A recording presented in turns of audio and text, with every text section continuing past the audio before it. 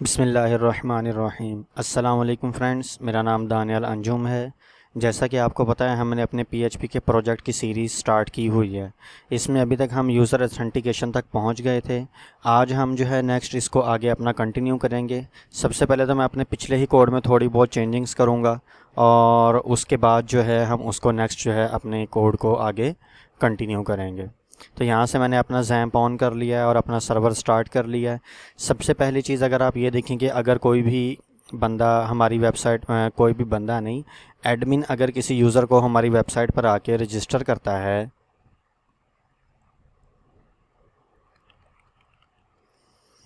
देखिए यहाँ पर अगर मैं डेटाबेस भी ओपन कर लूँ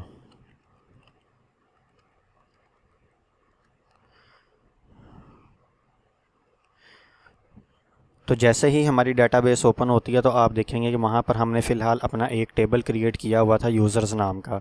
ई शॉप वाली अपने मैं डेटाबेस में आ जाता हूँ और यहाँ पर एडमिन यूज़र्स नाम का टेबल क्रिएट किया है। इसमें आप देखें तो एक ईमेल मैंने ऐड किया new@gmail.com से और एक new1@gmail.com। अब मैं एक काम करता हूँ, यहाँ से एक और यूज़र रजिस्टर करता हूँ दोबारा इसी नाम का, और पासवर्ड इसका मैं रख देता हूँ QWERTY। तो जैसे ही मैंने रजिस्टर पे क्लिक किया तो आप देखिए मुझे आ रहा है न्यू रिकॉर्ड क्रिएटेड सक्सेसफुली। अब हो क्या रहा है, हुआ ये यहाँ पर कि देखें सेम ईमेल से दो यूज़र क्रिएट हो गए हैं। तो मैं ये चाहता हूँ कि जो डुप्लीकेट ईमेल है इससे कोई भी यूज़र क्रिएट ना हो। तो इसके लिए आपको क्या करना है, जो हमने लॉगिन पे कोड किया था, हमें दरअसल बस ये वाली थोड़ी सी लाइनें चाहिए। ये वाली लाइन हम यहाँ से आके कॉपी कर लेते हैं, आप लोग लिख भी सकते हैं रजिस्टर वाली आके। तो यहाँ पर देखें हमने सबसे पहले यहाँ से डाटा उठाया, अपना एडमिन पासवर्ड भी उठाया, ईमेल भी उठाया। यहाँ पर आके हम लिख लेते हैं, हम लिखेंगे यहाँ पर चेक डुप्लीकेट ईमेल। ये लिखने के बाद मैं यहाँ पर आके ये कोड पेस्ट करूँगा और यहाँ पर आके इस वेरिएबल को ऊपर भी एक आपके सामने वेरिएबल क्रिएट हुआ है, तो हम यहाँ पर भी एक अपना वेरिएबल क्रिएट कर लेते हैं। और यहाँ पर जैसे SQL है, ये भी SQL है, इन दोनों से डिफरेंस क्रिएट करने के लिए तो मैं यहाँ पर लिख देता हूँ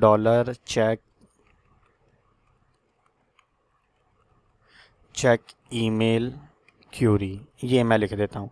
तो मैं अब यहाँ से जाके स्टार क्यों, हमें सारा का सारा डाटा नहीं लेके आना, हमें बस जाके एडमिन ईमेल वाला कॉलम चेक करना है और उसमें देखना है वो वाली ईमेल मौजूद है या नहीं। तो मैं कह रहा हूँ सिलेक्ट कर लो एडमिन ईमेल वाला कॉलम एडमिन यूज़र्स में जाके, और वहाँ से ढूंढ के लाओ डाटा कौन सा, जो ये वाला एडमिन ईमेल और ये जो यूज़र एडमिन रजिस्टर कर रहा है वो वाला सेम होते हैं या नहीं होते। और जैसे ये ईमेल क्यूरी है, इसे कॉपी करते हैं और यहाँ पर आके हमें इसे पेस्ट करना है। और उसके बाद रिज़ल्ट में मैं लिख देता हूँ चेक ईमेल क्यूरी रिज़ल्ट, ये लिख दिया मैंने। तो अब इसको हम ऑन चलाते हैं, तो चलाने के लिए आपको पता है हमें दोबारा वो जो है ये करना है, और यहाँ से हमें क्या मिलेगा, एक रिज़ल्ट मिलेगा। तो मैं यहाँ आता हूँ और यहाँ पर आके लिखता हूँ, सबसे पहले देखते हैं हमें वो वाला रिज़ल्ट मिलता भी है या नहीं मिलता।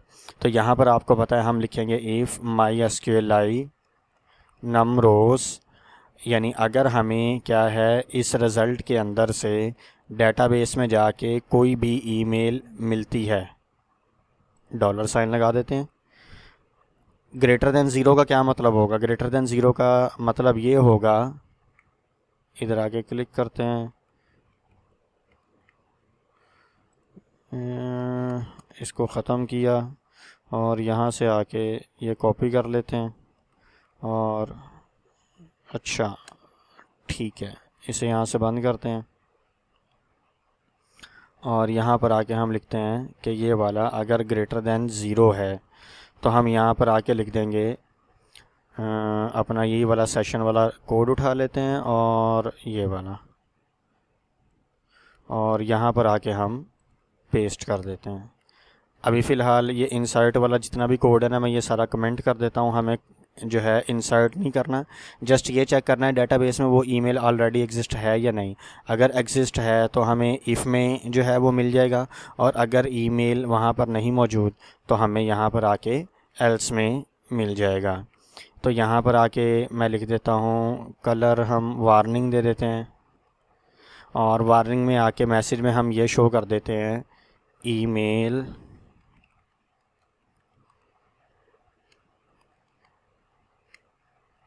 ऑलरेडी रजिस्टर्ड, और यहाँ पर आके हम लिख देंगे ट्राई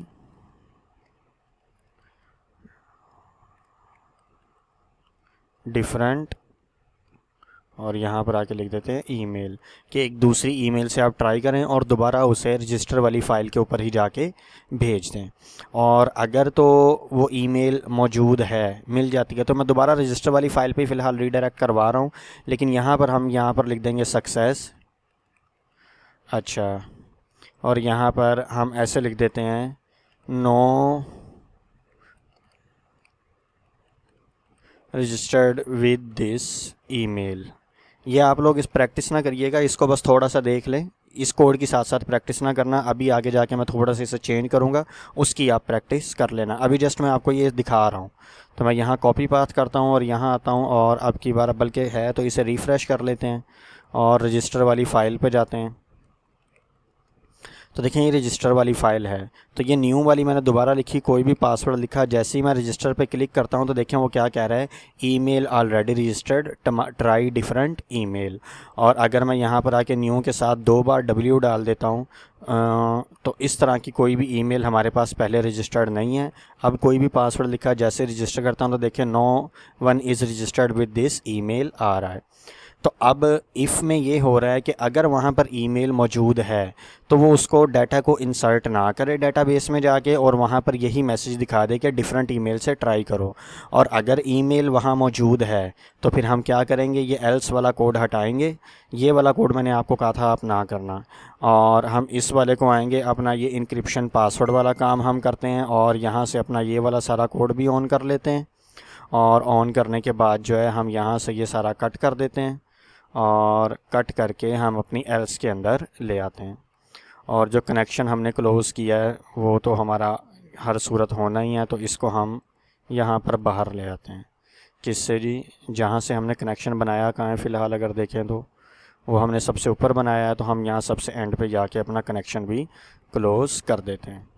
अच्छा, अब देखें अब क्या होगा। अब एल्स के अंदर ये पड़ा है कि हम ये कहते हैं अगर तो ईमेल पहले से मौजूद है, ये 2 लाइनें वो चेक कर रही हैं, तो फिर क्या करो, ये वाला मैसेज दिखा दो। और अगर ईमेल वो वाला मौजूद नहीं है तो फिर क्या करो, पासवर्ड को इनक्रिप्ट करो, और इनक्रिप्ट करके आगे डेटाबेस में जाके उस पासवर्ड को स्टोर कर दो।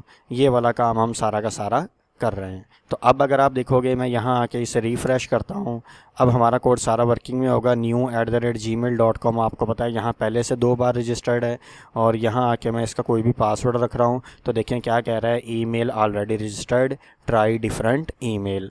और अगर मैं आके यहाँ पर दोबारा ये न्यू वाली लेके यहाँ पर एक W और डाल दूँ और पासवर्ड वही QWE लिख दिया है, जैसे रजिस्टर करूँगा तो देखें आ गया न्यू रिकॉर्ड क्रिएटेड सक्सेसफुली। अब अगर मैं इधर आऊँगा, यहाँ आके ब्राउज़ करूँगा तो देखिए हमें एक नया रिकॉर्ड मिल रहा है।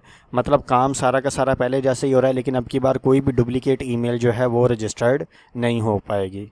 तो यहाँ तक हमने ये देख लिया कि हमारे पास डेटाबेस में अगर कोई डुप्लीकेट ईमेल पहले से मौजूद है और एडमिन बाय चांस गलती से दोबारा उसी ईमेल से कोई ना कोई यूज़र क्रिएट कर रहा है तो वो उसको क्रिएट नहीं कर पाएगा। और यहाँ से हम दोबारा अपने लॉगिन फॉर्म पे आ गए हैं, और अगर मैं यहाँ पर न्यू ये वाला लिखा था हमने और QWE लिखा था, जैसे ही मैं लॉगिन पे क्लिक करूँगा तो देखिए हम अपनी इंडेक्स फाइल पे आ गए हैं। यहाँ तक हमने अपना पुराना कोड किया हुआ था, और यहाँ पर लिखा आ रहा है यू आर लॉग्ड इन।